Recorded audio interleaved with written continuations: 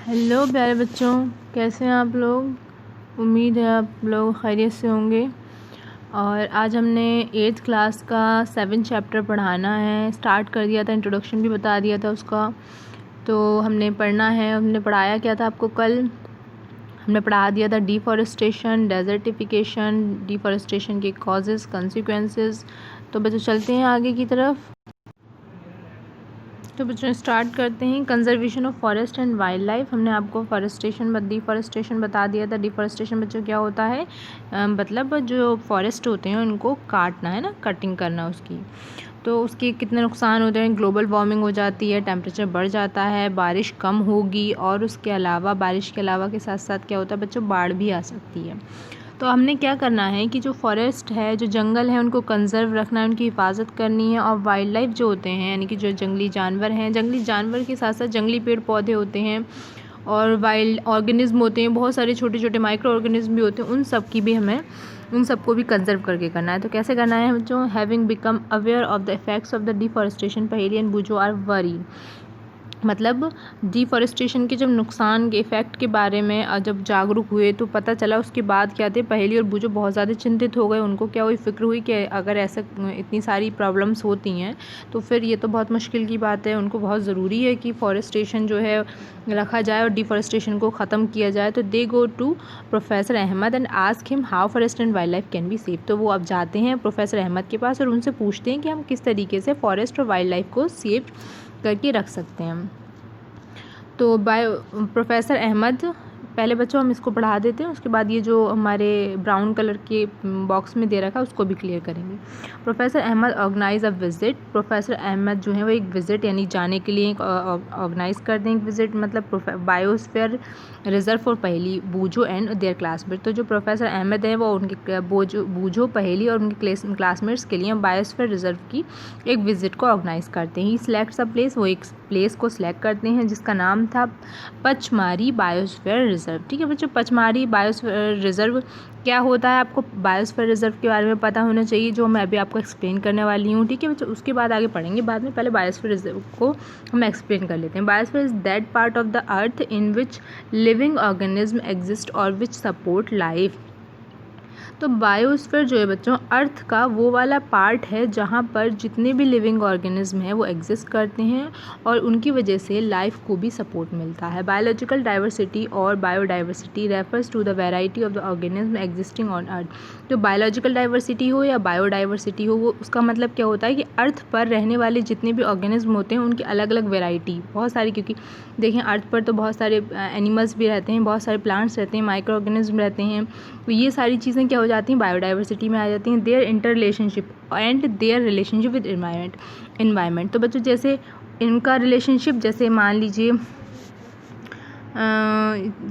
लें grasshopper है, grasshopper को किसी ने और ने खा लिया, मान लें उसको ग्रास होपर को कौन खाएगा, मान लीजिए मेंढक खा लेता है, यानी फ्रॉग उसको खा ले, फ्रॉग को कोई और खा ले, है ना, स्नैक मान लीजिए।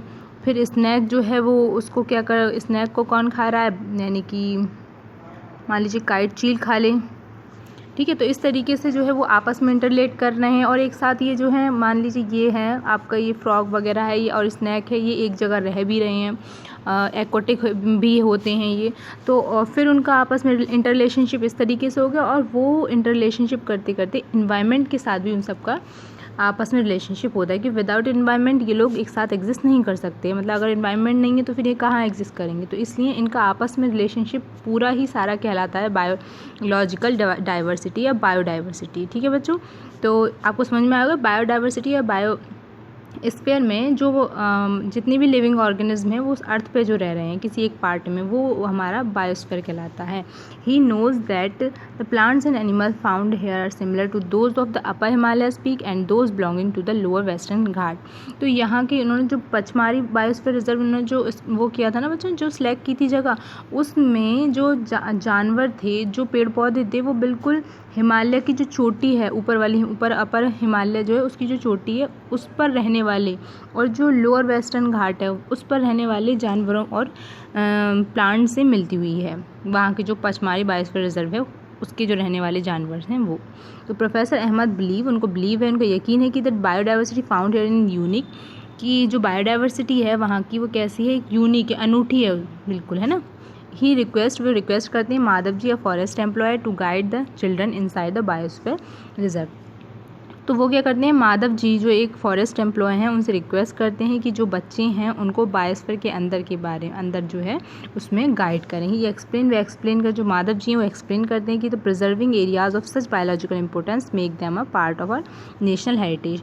तो ये जो हमारा जो इन्होंने बताया कि ऐसे एरिया जो हैं इनका बायोलॉजिकल इम्पोर्टेंस बहुत ज़्यादा है, इन एरियाज़ को प्रिजर्व करना बहुत ज़रूरी है, क्योंकि ये हमारे नेशनल हेरिटेज जो हमारी राष्ट्रीय विरासत है उसका एक अहम पार्ट है ना। तो Madhav ji explain to the children that apart from our personal efforts and efforts of the society, government agencies also take care of the forest and animals. तो इन्होंने ये बता दिया बच्चों कि जो माधव जी हैं वो ये एक्सप्लेन कर रहे हैं कि जो बच्चे हैं मतलब जो हमारे पर्सनल एफ़र्ट हैं, व्यक्तित्व हमारे अकेले एफ़र्ट्स, और जो सोसाइटी है उनका अपना एफ़र्ट, और जो गवर्नमेंट का स्पेशली गवर्नमेंट जो है वो भी गवर्नमेंटल एजेंसीज़ जो हैं वो भी जंगलों की, फॉरेस्ट की और एनिमल्स की देखभाल करती हैं। ठीक है, ये उनका क्या है, एक तरीके से ज़रूरी है कि उनको ये काम करने हैं, ये हमारे जो नेशनल हेरिटेज का एक पार्ट है।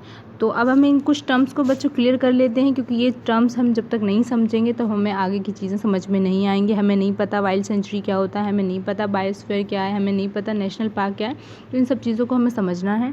To protect our flora and fauna and their habitats, protected areas called wild life sanctuaries. बच्चों, national park and biosphere reserve have been earmarked. तो जो हमारे फ्लोरा बच्चों होते हैं प्लांट्स, और फोना जो होते हैं वो होते हैं हमारे एनिमल्स। तो जो एंड देयर हैबिटेट, उनको उनकी जहाँ पर वो रह रहे हैं ना, उनका जो हैबिटेट है उसमें उसी एरिया में प्रोटेक्ट करना, वही हमारे क्या कहलाता है, उस एरिया में जहाँ हम प्रोटेक्ट करें उसको वाइल्ड लाइफ सेंचुरीज बोलेंगे, नेशनल पार्क बोलेंगे और बायोस्फीयर रिजर्व बोलेंगे हैव बीन।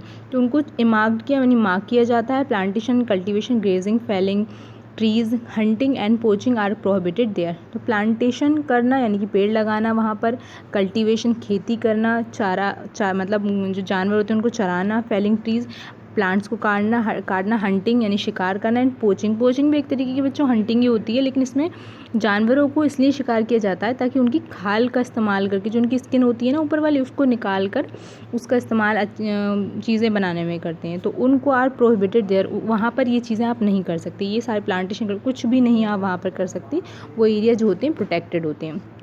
अब हम सबसे पहले स्पेशली अलग से पढ़ते हैं wild life sanctuaries, areas where animals are protected from any disturbance to them and their habitat. तो वो एरिया जहाँ पर एनिमल प्रोटेक्ट रहते हैं बिना किसी डिस्टर्बेंस के अपने हैबिटेट में, मतलब वहीं जहाँ वाइल्ड लाइफ सेंचुरी होंगी जहाँ पर जानवर तो रहेंगे पर उनको प्रोटेक्ट कर दिया जाएगा, उनमें आपस में कहीं भी किस तरीके का भी कोई डिस्टर्बेंस नहीं होगा। नेशनल पार्क भी बच्चों कुछ ऐसी एरिया है reserve for the wildlife there where they can freely use. यहाँ पर तो बच्चों यूँ समझो कि आप वाइल्ड लाइफ सेंचुरीज़ में साथ नहीं रख सकते, उनको अपना उनका अगर एक एनिमल है तो उसको अलग रखेंगे इस तरीके से कि वो आपस में एक दूसरे को हार्म ना पहुंचा सके, है ना, क्योंकि बड़े एनिमल्स जो होंगे वो छोटे को नुकसान ना पहुंचे। लेकिन नेशनल पार्क जो होते हैं उसमें बच्चों दे can freely use the habitat and natural resource. तो वहाँ पर बच्चों वो एक साथ रहते हैं, वहाँ पे किसी भी तरीके का सारे तरीके के जानवर फ्रीली मूव कर सकते हैं, घूम सकते हैं, जा सकते हैं। नेचुरल रिसोर्सेज जितनी भी होती हैं, पानी है, हवा है, सब नॉर्मली अपने अपने हैबिटेट्स में लेकर उसका इस्तेमाल कर सकते हैं। अब बायोस्फीयर रिजर्व में बच्चों large area of the protected land for the conservation of wild life, plant and animals resource and traditional life of the tribal living in the area. तो बायोस्फीयर रिजर्व बच्चों उसके लिए बोलेंगे हम जिसमें पूरा ही एक बहुत बड़ा एरिया आ जाता है, जिसमें वाइल्ड लाइफ भी आ जाते हैं, प्लांट पेड़ पौधे आ जाएंगे, जानवर भी आ जाएंगे, साथ साथ में जो वहाँ पे आदिवासी लोग रह रहे होते हैं ना उस एरिया में, है ना, वो लोग भी वहीं पर रहते हैं और उनको प्रोटेक्टेड कर दिया जाता है।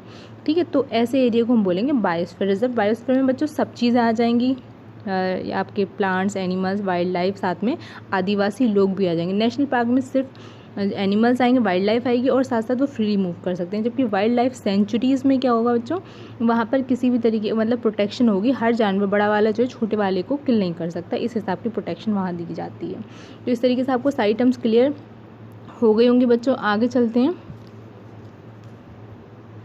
फाइंड एक्टिविटी चल रहे हैं, एक्टिविटी है 7.3, find out the number of the national parks, wild life sanctuaries and the biosphere reserve in your district, state and country.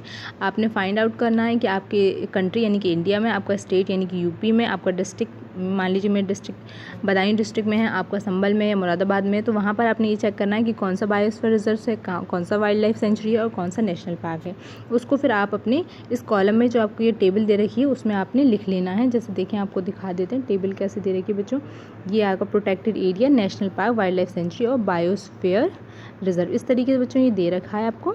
तो यहाँ पर आपने ये लिखना है, जैसे इन माई डिस्ट्रिक्ट में नेशनल पार्क कौन सा है, यहाँ पर नेशनल पार्क लिख देंगे। वाइल्ड लाइफ कौन सी है आपके डिस्ट्रिक्ट में, कौन सा बायोस्फीयर है, अगर स्टेट में है तो स्टेट में मेंशन करें, कंट्री में है तो यहाँ हम इंडिया कंट्री लिख देंगे, यूपी लिख देंगे। यहाँ पर आप देख लीजिएगा इस डिस्ट्रिक्ट में आपकी कौन सी इनमें से कौन सी चीज़ प्रेजेंट है। तो बच्चों ये समझ में आ गया होगा। नेक्स्ट चलते हैं बायोस्फीयर रिजर्व की तरफ। बायोस्फीयर रिजर्व होता क्या है। तो बच्चों children along with professor Ahmad and Madhav ji enter the biosphere reserve area. तो चिल्ड्रन जो बच्चे थे वो अपने प्रोफेसर अहमद और माधव जी के साथ बायोस्फीयर रिजर्व एरिया में एंटर करते हैं। माधव जी एक्सप्लेन करते हैं कि biosphere reserve are the area mean for the conservation of biodiversity. तो माधव जी एक्सप्लेन करते हैं जो बायोस्फीयर रिजर्व है वो एक ऐसा एरिया है जिसका मतलब है कि बायोडाइवर्सिटी जो है सारी की सारी कंजर्व हो चुकी है, यानी कि उसको उनकी हिफाजत कर ली गई है। बायोडाइवर्सिटी बच्चों भी ऊपर एक्सप्लेन कर चुकी हूँ, बार बार एक ही टर्म्स को मैं बार बार एक्सप्लेन नहीं करूँगी तो वरना वीडियो बहुत लंबी हो जाती है। एज यू आर अवेयर, जैसे आप जागरूक हैं, that biodiversity is a variety of plants, animals and micro organism generally found in an area. तो जैसे कि आप जानते हैं बायोडाइवर्सिटी बहुत सारे प्लांट्स, एनिमल्स, माइक्रो ऑर्गेनिज्म उस एरिया में जनरली जितने भी एनिमल्स होते हैं, प्लांट्स होंगे, माइक्रो ऑर्गेनिज्म पाए जाते हैं, उनकी अलग अलग वेराइटी है। वही क्या है हमारा बायोडाइवर्सिटी में आएगा। The biosphere reserve help to maintain biodiversity and culture of that area. तो बायोस्फीयर क्या करता है, बायोस्फीयर रिजर्व जो है वो हेल्प करता है उस एरिया में रहने वाले बायोडाइवर्सिटी और कल्चर को मेंटेन करने में हेल्प करता है। बायोस्फीयर रिजर्व में also contain other protected area in it. उसके साथ साथ बायोस्फीयर जो है वो उसके अंदर रहने वाले कई सारे जो एरिया होते हैं उनको भी प्रोटेक्ट करता है। The Pachmari Biosphere Reserve consists of one national park named Satpura and two wildlife sanctuary named Bori and Pachmari। मतलब एक पचमारी बायोस्फीयर रिजर्व पूरा है, उसके अंदर बच्चों एक पचमारी मान लीजिए पूरा, इसके अंदर एक तो हमारी वाइल्ड लाइफ सेंचुरी मतलब एक तो हमारा नेशनल पार्क आ गया, उसका नाम हो गया सतपुड़ा, या मान लीजिए सतपुड़ा हो गया, और दो जो हैं वो हमारी हैं मतलब वाइल्ड लाइफ सेंचुरी जो हो गई बोरी येरा, और ये हो गया पचमारी। बच्चों यहाँ पर देखिए आपको मैप में बहुत आसानी से समझ में आ जाएगा। देखें इस मैप में क्लियर नज़र आएगा आपको। देखिए पचमारी बच्चों आपको पता होना चाहिए कि पचमारी जो हमने पढ़ा है वो पचमारी बायोस्फीयर एक्चुअल में है कहाँ पर। तो ये इंडिया में जो एमपी मध्य प्रदेश है ना, मध्य प्रदेश यानी कि मतलब बिल्कुल सेंटर में ही माना जाता है, थोड़ा सेंटर से थोड़ा सा हटके। मध्य का मतलब होता है ना जो बीच में, तो इसलिए सेंटर में मध्य प्रदेश है, उसमें एक ये नेशनल पार्क प्रेजेंट है। तो देखिए पंचमारी सेंचुरी मैंने बताया आपको, साथ में बताया था सतपुड़ा नेशनल पार्क, ये जो ग्रीन कलर का नज़र आया ना बच्चों, ये जो है ग्रीन वाला ये नेशनल पार्क आ गया।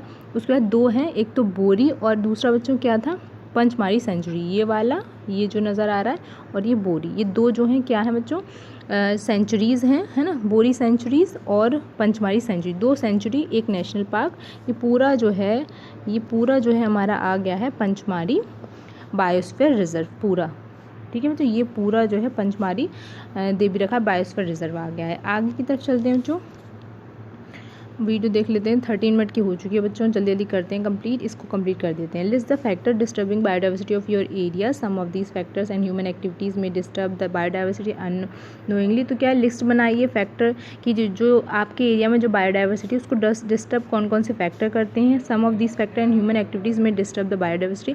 कभी कभी क्या होते हैं इंसान जो है अपनी ऐसी एक्टिविटी कर दे जाता है, या कई सारे ऐसे फैक्टर मिल जाते हैं जो बायोडाइवर्सिटी को हम जानते भी नहीं हैं फिर भी वो डिस्टर्ब हो जाती है। List these activities, how can these be checked, discuss in your class and write a brief report in your notebook। तो अपनी नोटबुक में आपने वही एक्टिविटीज़ लिखनी है जिसकी वजह से बायोडाइवर्सिटी जो है डिस्टर्ब होती है। अब पढ़ते हैं बच्चों फ्लोरा एंड फाउना। फ्लोरा क्या है, फाउना क्या है बच्चों। फ्लोरा मैंने आपको बताया प्लांट्स, और फाउना होते हैं एनिमल्स, यानी किसी पर्टिकुलर एरिया में पाए जाने वाले फ्लावर और फोन मतलब जो प्लांट्स होते हैं और एनिमल्स होते हैं। As the children walk around the biosphere reserve they appreciate the green wealth. तो जैसे ही बच्चे जो थे बायोस्फीयर रिजर्व के चारों तरफ चले तो वो उन्होंने बहुत ज़्यादा अप्रिशिएट किया किसको, जो जंगल की हरी भरी मतलब हरा भरा माहौल जो था जंगल का उसको बहुत ज़्यादा अप्रिशिएट करा, उसकी तारीफ़ की। They are very happy to see all the teak trees and animal inside the forest. उन्हें क्या हुई, बहुत ज़्यादा खुशी हुई देखकर, मतलब जो टीक के सागौन होता है, सागौन के पेड़ होते हैं, उनको देखकर बहुत ज़्यादा खुशी हुई। And animals inside the forest, और जो है जंगल में के अंदर जो भी एनिमल्स थे उनको देखकर बहुत खुशी हुई। सडनली पहेली फाइंड्स अ रैबिट, सडनली अचानक क्या होता है, पहेली को जो खरगोश है वो नज़र आता है, वो वांट्स करती है, उसको पकड़ने की कोशिश करती है। सी स्टार्ट रनिंग आफ्टर इट, वो उसके पीछे दौड़ती है। प्रोफेसर अहमद स्टॉप है, और प्रोफेसर अहमद जो होते हैं उसको रोक लेते हैं। He explain that animals are comfortable and happy in their own habitat. तो क्या बताते हैं कि एनिमल्स जो हैं वो जानवर अपने हैबिटाट में बहुत ज़्यादा खुश हैं, कंफर्ट हैं। We should not disturb them, हमें उनको डिस्टर्ब करने की ज़रूरत नहीं है। Madhav ji explain that some animals and plants typically belong to a particular area. माधव जी कहते हैं कि कुछ जो जानवर हैं, कुछ पेड़ जो हैं वो टिपिकली मतलब इसी एरिया में से बिलोंग करते हैं। The plants and animals found in the particular area of the term. तो किसी पर्टिकुलर एरिया में अगर कोई जानवर और कोई पेड़ पौधा प्रेजेंट है तो प्लांट को तो हम फ्लोरा बोलेंगे, और उस एरिया में मिलने वाले जानवरों को, एनिमल्स को हम फौना बोलेंगे। ठीक है बच्चों, तो हम देखें कुछ इसमें दे रखी हैं वो हम डिस्कस करते हैं। देखिए sal, teak, jamun, silver ferns, arjun etcetera are the flora. And the chinkara, blue bull, barking deer, chital और leopard, wild dog, wolf etcetera are example of fauna of the Pachmarhi biosphere reserve. तो बच्चों साल्टिक वगैरह देखें, ये तो सारे हो गए, साल्टिक, मैंगो, सिल्वर फर्न, अर्जुन, ये हो गए फ्लोरा। और जो ब्लू बल यानी कि नीलगाय, बार्किंग डियर है, चीतल, लियोपार्ड मतलब जो तेंदुआ होता है, जंगली डॉग, और ये वॉल्फ भेड़िए, ये हो गए आपके पंचमारी बायोस्फीयर्स के एनिमल। तो देखें ये दे भी रखा है। ए नंबर पे क्या चीज़ें दे रखी हैं बच्चों, ये दे रखा है वाइल्ड डॉग, ये डॉग दे रखा है, ये आपकी चीतल है। और ये डी नंबर पर ये लियोपार्ड तेंदुआ है, ये फर्न है बच्चों, ये फर्न है, ये वॉल्फ है, ये आपकी वॉल्फ है, और ये जामुन का प्लांट है, और ये आपको फार्म फर्न बता दी। तो इस तरीके से बच्चों आपको समझ में आ गया होगा कि किस तरीके से कहाँ कहाँ के मतलब पंचमारी जो हमारा बायोस्फीयर है उसमें कैसे प्लांट और कैसे जानवर पाए जाते हैं। उसके अलावा मैं आपको कुछ पिक्चर्स दिखाने वाली हूँ बच्चों, जो पंचमारी की ही हैं, जो मैंने नेट से निकाली हैं आपको दिखाने के लिए। तो चलिए उसकी तरफ देखिए बच्चों, ये हैं पंचमारी टूर पैकेज, ये वाइल्ड लाइफ, ये वहाँ के जो डियर हैं वहाँ की है ये। और देखें बच्चे ये व्यू है वहाँ का, पंचमारी नेशनल पार्क का ये देखें कितनी खूबसूरत जगह है। तो बच्चों इस तरीके से मैंने 2-4 पिक्चर ले ली थी आपको दिखाने के लिए।